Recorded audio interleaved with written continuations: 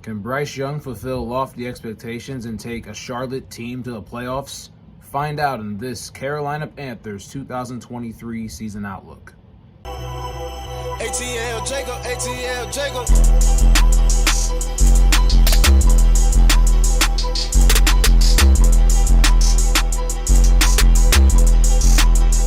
Hello, everybody, and welcome to the Cut to the Chase Sports Podcast. I'm your host, Chase Yantz. We're going to continue our series tonight and talk about the Carolina Panthers, who finished 7-10, second place in the NFC South this past season. They played all the way up through Week 17, which they played in a game against the Buccaneers, which could have won them the division and got them to the playoffs below 500, which would have been only one of a handful of teams to be able to do that in NFL history. The Panthers started off quite bad. They were 1-5 to start their season. They had to make some trades with Christian McCaffrey and Chosen Anderson. So they lost a couple of key components, but they really rallied themselves later on in the season. They started off 1-5 to go to 2-7, but then they picked up the slack and they won. It looks as though 4 of their last 6 games until the Tampa Bay game. And they lost a heartbreaker, a 6-point game that ultimately knocked them out of the playoffs before beating the Saints the final week of the season. Carolina was close. In a bad division with some luck and some good play from some key contributors that stepped up, the Panthers were not that far in this division. Now they added some key components in this offseason, and we're going to take a look at a couple of them. They lose the likes of Sam Darnold, Corey Littleton, Donta Foreman, and DJ Moore via trade for the number 1 overall pick, which resulted in Bryce Young, who we'll talk about in a moment. But the Panthers made some very notable adds this offseason. They added veteran backup quarterback Andy Dalton from the New Orleans Saints. They went over to the NFC champion Eagles and took Miles Sanders from the backfield. Adam Thielen was released from the Vikings but signed with the Panthers. DJ Chark comes over from Detroit. Hayden Hurst comes from Cincinnati, as well as his former teammate, now current teammate, Von Bell on the defensive side of the ball, comes from the Bengals. They added a nice group of players overall, Von Bell being the veteran leadership that they need on defense in the back end for a young, very feisty defense. But offensively, they've added some key components to help out their number 1 overall pick, Bryce Young. They say start him young, and that's what Carolina's doing. Bryce Young, the quarterback out of Alabama, the Heisman Trophy winner, human highlight reel that stands at around 5'10", 185 pounds. In that small of a frame, he makes those big of plays.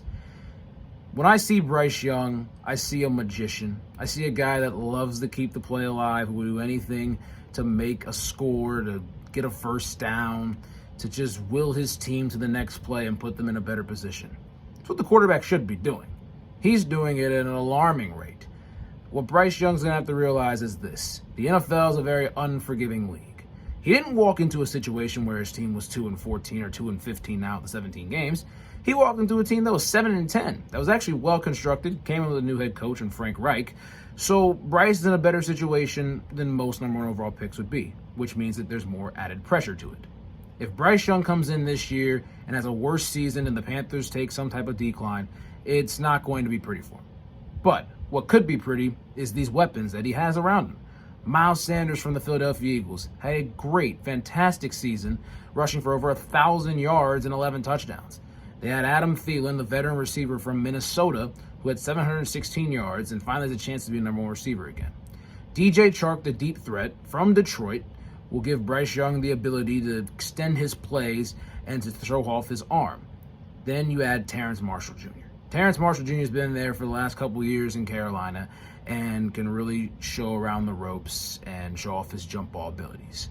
Hayden Hurst from Cincinnati had a great season last year, looking to play off again. Signed a couple-year contract, I think a 3-year deal, so there should be a lot of good stuff there for Bryce Young to have his security blanket. But when you're looking at Bryce Young, it's his ability to move in the pocket. It's the wow factor. It's the magician. It's pulling a trick out of a hat type thing. It's quite honestly unbelievable. He's going to have a lot of good pass rushers in this division coming after him, but I think Bryce Young is ready for the challenge, and I am so excited to see what he's able to do in the 2023 season and potentially take the Panthers to the playoffs. This young and ferocious Panthers defense is still trying to find their way, but they can claw you to death. If you're looking up front, you look at Henry Anderson, Shai Tuttle, Derek Brown. Pretty fine group up front, to say the least. They are going to be taking strides and hopefully helping the back end of the defense. Their linebacking core is where it's more of their strength.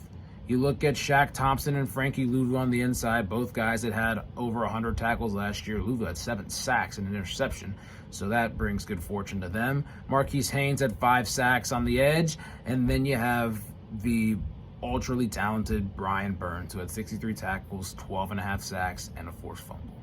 A name to be reckoned with in the National Football League. A man who wears 00, which is not common amongst his peers. Brian Burns is especially different, and what a sensational pass rusher he is. If you look on the back end, they go on ahead with Dante Jackson and J.C. Horn on the outside. They had Von Bell from Cincinnati, as mentioned, and Xavier Woods at free safety. Von Bell had 77 tackles, 4 interceptions, 8 passes defended, and then you had Xavier Woods with 86 tackles and 6 passes defended. Dante Jackson, 2 interceptions, 35 tackles, 3 passes defended. And then when this guy stays on the field, J.C. Horn, he is easily a top 10 cornerback in the National Football League. 53 tackles, 3 interceptions, 7 passes defended. It's tough to get around this guy. He's one of the up-and-coming corners in the National Football League that you need to keep an eye on. And the more he plays and the more he stays on the field and the more he's healthy, the higher he's going to climb up everybody's list and the more highlight reel plays that he is going to make. He shuts people down. He can get the ball in his hands, and he can really help this Carolina defense turn it around this season. Primetime games this year. They play Week 2 Monday Night Football versus the New Orleans Saints, 7:15 on ESPN. And then they play a Week 10 Thursday Night Football game in Chicago on 8:15 on Amazon Prime. So we look at this. Who's the marquee matchup for this Carolina Panthers team? I would go back and say the Saints from Week 2, like I said in the last video, but I'm going to pick a different opponent. I think early on in the season, they play Week 3 at the Seattle Seahawks, a 4:05 game on CBS. Seattle still has the 12th man. It's still really loud up there.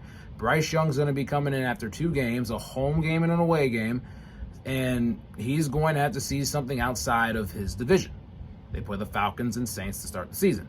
So, a playoff team, why not throw one at him? Early on in the season, a Seahawks defense that's young and retooled, and let's see what Bryce Young has in his bag. Let's see if he can be the magician that he is. Let's see if he can pull some tricks out of his hat. Let's see if he can go into Seattle and hush the 12th man and win a damn football game. Let's see what he's about. One opponent, 1 o'clock on Fox, at the Atlanta Falcons. It's your classic Panthers-Falcons divisional battle that probably 15% of the country is going to watch, but it's going to mean a lot to those 15%. It is a lot of young pieces and young college stars getting their first chance to play in a National Football League game and show out in front of the entire South. So what needs to be done? Bryce Young's got to go out there and show that he belongs. He's going to have to go make plays, as always. And that just goes with any game, but especially a divisional game.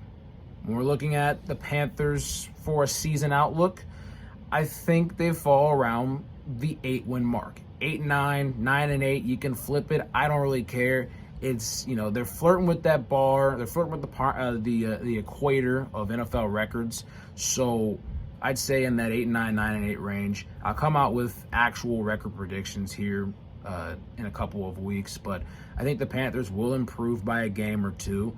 And depending on what the NFC playoff field looks like and how the rest of the conference shakes out, they could find themselves in there as a wild card.